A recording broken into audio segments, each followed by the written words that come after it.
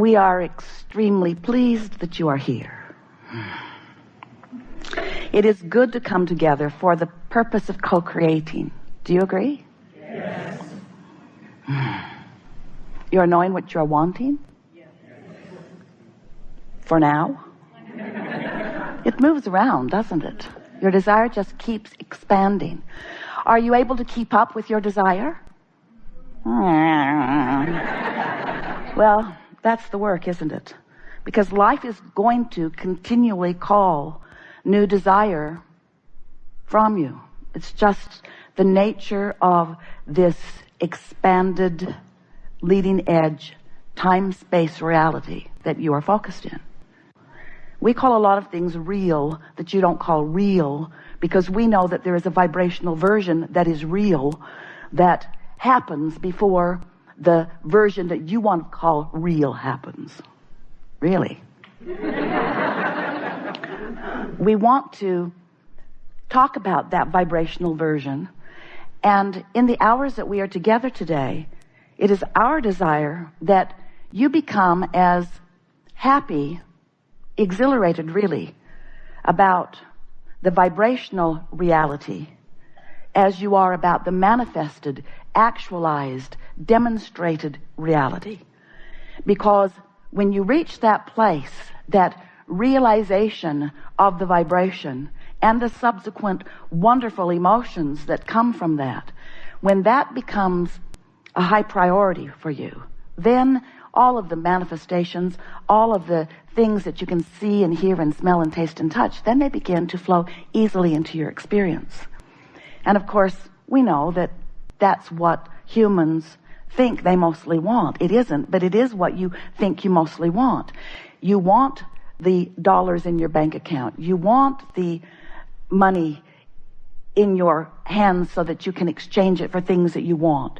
You want your lovers to be tangible, to be seeable and hearable and smellable and tasteable and touchable. You want the tangible demonstration of life. That's why you are who you are. You are extensions of source energy in your very real time-space reality. And we are not for a moment wanting to ask you to draw back from this manifested, materialized world, because it is an extension of the source. But there is an understanding that if you can get hold of it here today, some of you already have it, if you can get hold of this understanding that you are first and foremost vibrational beings living in a vibrational universe, and if you can, for a little while, put your physical senses on the back burner just a little bit and allow your emotional sense to come forth in a stronger way, where you care more about how you feel in a moment than you care about what's actually manifested that you might be seeing.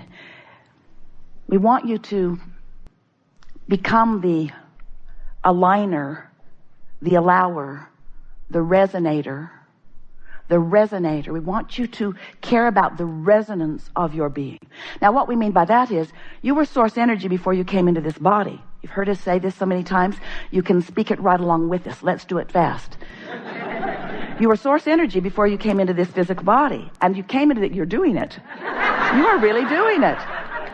And a part of you came forth into this physical body, and here you are exploring this time, space, and reality. You know what you don't want, you know what you do want, and from this synthesizing of life through your unique and important perspective, you launch rockets of desire all day, every day. And by that we mean you have ideas of what would be an improvement for you, even if it is something as simple as an improved highway condition or an improved kitchen drawer where you can find something in it.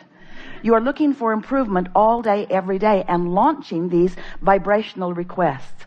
Now, most humans are not very excited about the vibrational request, but we want you to be excited about the vibrational request. And we promise you that you would become excited about the vibrational rocket of desire that emanates from you if you were consistently in vibrational alignment with that desire as you launch it. But you're usually not, but you could be, but you're usually not, but you could be. But if you were in vibrational alignment with the rocket that you launch, you would feel really good all of the time, because as you launch a desire that you're up to speed with, the ensuing emotion that you feel is one of elation, one of passion, one of exhilaration, one of interest. You just feel so good when you are in any moment up to speed with what you are vibrationally launching. So you've launched this rocket, and the larger part of you, that part of you that was in existence before you came into this body, who still is in existence in the non-physical realm, even though you are in this body, you want to call that your soul. We like to refer to it as your inner being, that source within you. That non-physical part of you exists simultaneously with this physical part of you. And when you are aligned with that non-physical part of you, you feel so good. You feel frisky and clear-minded. You feel sure of yourself. You feel love. You feel all of those things that you would describe as feeling good. But when you're not up to speed with that, and it's easy not to be, but we'll help you to be more up to speed with it more of the time. It's easy not to be up to speed with it when you're not up to speed with that further, most expanded part of you, which you just caused to become more expanded because of the rocket that you just launched.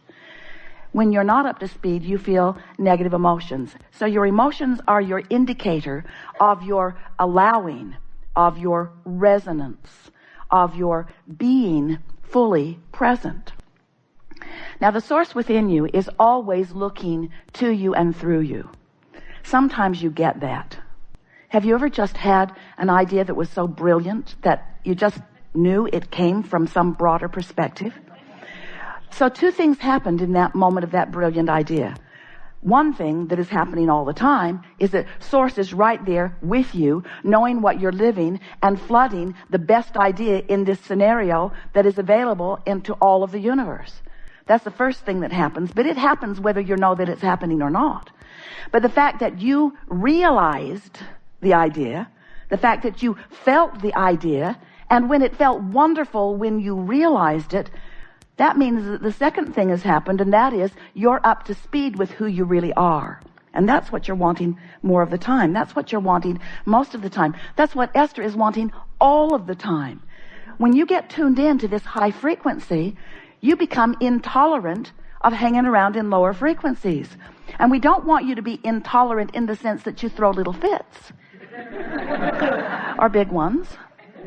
We want you to be discerning. That's a better word. Discerning. We want you to care about how you feel. In fact, we want you to care so much about how you feel that it becomes your top priority. Because when how you feel becomes your top priority, and you are armed with tools to help you line up with this high frequency, pure positive energy. When you know how to do that, then you are in this moment living happily, and in the next, and in the next, and in the next, until you get that happily ever after thing going pretty well. We've been telling you, you've been listening to us for a while, haven't you? We can tell because you're up to speed. We can feel you coming right along with us. So we're going to make this introduction brief before we turn it over to the madness of your world. So, as you're exploring the variety that surrounds you and you're launching these rockets, there is this expansion that is taking place within you. And the question that we want to ask all day, every day is, are you keeping up with your own expansion? And the answer is yes if you feel wonderful, not so much if you are not feeling wonderful. You can tell by the way you feel. The way you feel is an indicator of one thing and one thing only. It's an indicator of you keeping up with your own expansion. It's an indicator of whether you are in this moment perceiving whatever it is that you are giving your attention to in the same way that the source within you is perceiving it. So when you care about how you feel, you're coming into perfect alignment with who you really are. And nothing short of that will be enough for you. So if you've been listening to us for a while, you've been hearing us talking about law of attraction, and you've been hearing us talking about launching these rockets, and we've been telling you that you've been sending out a vibrational version of what you want, and that the source within you is standing in this vibrational reality. We've given it the name the vortex. In fact, we wrote an entire book about the vortex because we wanted to get your attention upon this vibrational reality that you have created that really is who you are, this vibrational version of you to which you want to achieve vibrational alignment. We so want you to know about that vibrational reality, because we also want you to know that anything short of being a vibrational match to that vibrational reality, where source stands, where you have evolved to, anything short of that is a diminishment of your moment, and doesn't have to be. You get to have all that you've asked for. You just have to figure out how to vibrationally do that.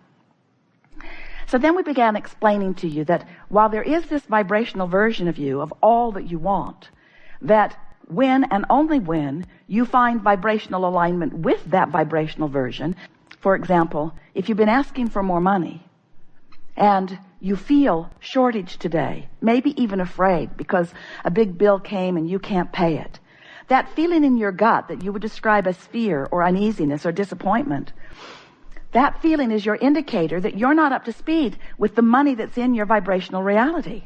The money that's in your vortex still stands there ready to be realized by you. But the fear in your belly is your indicator that you're not up to speed with it, and so it can't cross into your experience. It can't become realized by you.